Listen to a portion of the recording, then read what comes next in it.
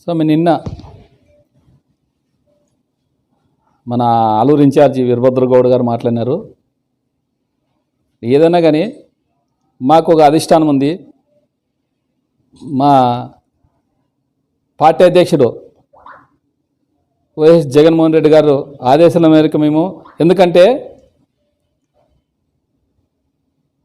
మా జగన్మోహన్ రెడ్డి ఏమంటున్నాడు, ఒకటే మాట అంటున్నాడు. ఇప్పుడు బీజేపీ, జనసేన, టీడీపీ అంతా కూటమి, అందరూ కలిసి ఒక కూటమిగా ప్రభుత్వం ఉంది వాళ్ళది. ప్రతిపక్షంలో ఉండేది ఎవరు? YCP party. ఆయన ఏం అడుగుతున్నాయంటే, మేము కానీ అడిగినాం, నేను కానీ సార్ మన ప్రజలు ఏమని అనుకుంటారు, మనం ఖచ్చితంగా అసెంబ్లీకి పోవాలని నేను అడిగినా, జగన్మోహన్ రెడ్డి గారిని అడిగినా. నేను ఎమ్మెల్యేలు మీటింగ్ పెట్టుకున్నప్పుడు ఆయన ఏమన్నాడంటే, మనకి పోవాలన్నా మన ప్రజల్లో సమస్యలు చెప్పాలని మనకు కానీ ఉంది.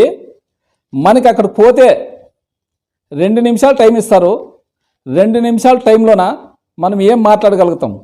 అదే ప్రతిపక్షం హోదా ఇస్తే టైం ఉంటుంది. ఇప్పుడు పార్టీలు 3 అన్ని పార్టీలు వాళ్ళు ఉన్నారు. మొత్తం కూటమి ప్రభుత్వం ఉంది.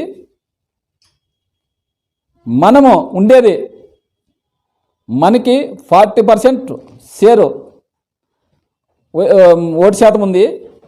మన ప్రతిపక్ష హోదా ఎందుకు ఇవ్వడాళ్ళు? ప్రతిపక్ష హోదా ఇస్తేనే కదా మనం ఏదైనా గలం ఇప్పి మన ప్రజలకు ఏమైనా చెప్పేది. 2 నిమిషాల్లో పోయి మనం 2 నిమిషాలు మనకు టైం ఇస్తారు. ఆంధ్ర ఎమ్మెల్యేలు లేకపోతే 2 నిమిషాల్లో మనం ఏం చెప్పగలము, ఏం చేయగలము? అక్కడ పోయి మనం పోయినా వేస్ట్, అక్కడ పోయినా కానీ ఎందుకు మనం పోయినా వేస్ట్. మనకి ప్రతిపక్ష హోదా ఇమ్మను. నిన్నగానే మా జగనన్న నిన్న ప్రెస్ మీట్లో మాట్లాడినాడు. ప్రతిపక్ష హోదా ఇస్తే ఖచ్చితంగా మేము కానీ పోయేకి రెడీగా ఉన్నాం. మేము ప్రజలు సమస్యలు విప్పాలని చాలా ఉంది. చాలా మేము ప్రజలకి తెలపాలనే విధంగా ఆయన కానీ చాలా ఆరాటపడుతున్నాడు. కోర్టుకి వేసినారు, హైకోర్టుకి వేసినారు. హైకోర్టుకి వేస్తే వాళ్ళు స్పీకర్ గారు అసలు నోటీసులు ఇస్తే, సమన్లు ఇస్తే అసలు తీసుకోలేదంట. ఎవరు? స్పీకర్ గారు. వాళ్ళకి ఏమంత భయము? ప్రతిపక్ష హోదా ఇస్తేనే కదా ఏమన్నా కొద్దిగా ఒక 10 నిమిషాలు మాట్లాడేకి ఉండేదాడ అసెంబ్లీలో. అందుకోసమే మా జగన్మోహన్ రెడ్డి ఆయన ఆదేశాల మేర కోసం మేము అసెంబ్లీలోకి వాళ్ళు ప్రతిపక్ష హోదా ఇస్తే ఖచ్చితంగా పోదామని మేము కానీ మాది చాలా ఉంది. ఇప్పుడు ఆయన అంటున్నాడు, ఎమ్మెల్యే అసెంబ్లీ లేకపోతే కదా ఏమైనా సమస్యలు చెప్పేది అంటున్నాడు. నా సమస్యలు నేను ఎమ్మెల్యే అయినప్పటి రోజు నుంచి ప్రతి ఒక్క రోజు నేను మీ కలెక్టర్ గారికి ఇచ్చినాం, బీసీ జనార్దన్ రెడ్డి గారికి ఇచ్చినాం, అదేవిధంగా పవన్ కళ్యాణ్ కానీ ఇస్తాం.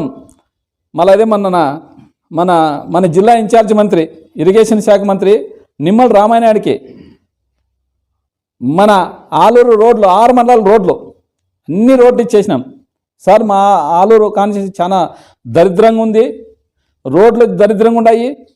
నీళ్ళు కానీ నేను మొన్ననే ఎస్టిమేషన్ వేయించుకున్నాను. ఏది మన ఎప్పటి నుంచి కురుకుందికి అసలు నేను క్యాన్వాసింగ్ పోయినప్పుడు అసలు ప్రతి గల్లీలోకి పోయినా మహిళలు చాలా ఆవేదన చెందినారు. మాకు నీళ్ళు లేవు, తాగేకి నీళ్ళు లేవంటే ఆయన వీరభద్రగౌడ్ గారు ఎక్కడున్నారో ఆయన ప్యాకార్డ్ ఆడిచ్చేకి డబ్బులు తీసుకునేకి తప్ప వేరే ఏం చేయట్లేదు. ఆయన నేను ఎమ్మెల్యేగా నాకు బాధ్యత ఉంది. ప్రజలు నన్ను గెలిపించినారు కాబట్టి ప్రజల కోసం నేను పోరాడుతూ ఉన్నా. నేను ఫస్ట్ ఎమ్మెల్యే గెలిచిన నుంచి రోడ్ల మీద పడినా. మొన్ననే కలెక్టర్ గారికి మన పెద్దహోతూరు నుంచి ఆలూరు రోడ్డు సరిగ్గా మనిషి పోతే కనపడం గుంతలు, ఆ గుంతలు పడితే కలెక్టర్ గారికి తెలుసు, నాకు తెలుసు. ఫోన్లో మాట్లాడి నేను ఎన్నసార్లు మాట్లాడినా ఆయన తెలుసు, నాకు తెలుసు. వీరభద్రగౌడ్ గారు అసెంబ్లీకి పోవాలని నాకు కానీ ఉంది.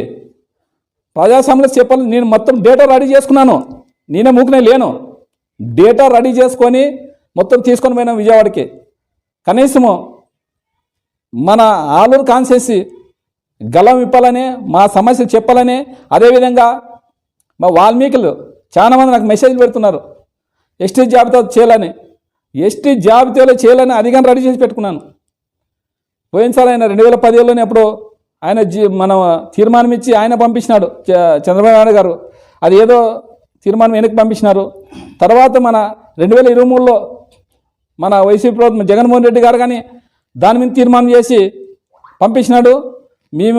నేనే చెప్పాలనుకునేది ఏమంటే, సార్ మీ కూటమి ప్రభుత్వమే ఉండేది. ఇప్పుడు మోడీ గారిని మెప్పించి మీరు మాకు ఎస్టీ జాబితాలు చేరిస్తే, ఎందుకంటే మీరు కానీ దాదాపు 76 సంవత్సరాలు ఉన్నారు, ఖచ్చితంగా మిమ్మల్ని తలుసుకుంటారు. ఎవరు చేస్తేనేమి మా కులానికి ఎస్టీలో చేరిస్తే మా వల్ల చాలామంది అందరూ మిమ్మల్ని తలుసుకుంటారనే విధంగా నేను అసెంబ్లీలో మాట్లాడాలని అంత డేటా రెడీ చేసుకున్నాను. మొత్తం జీవోలు ఎప్పుడు ఇచ్చిన మొత్తం డేటా నాతో రెడీ ఉంది.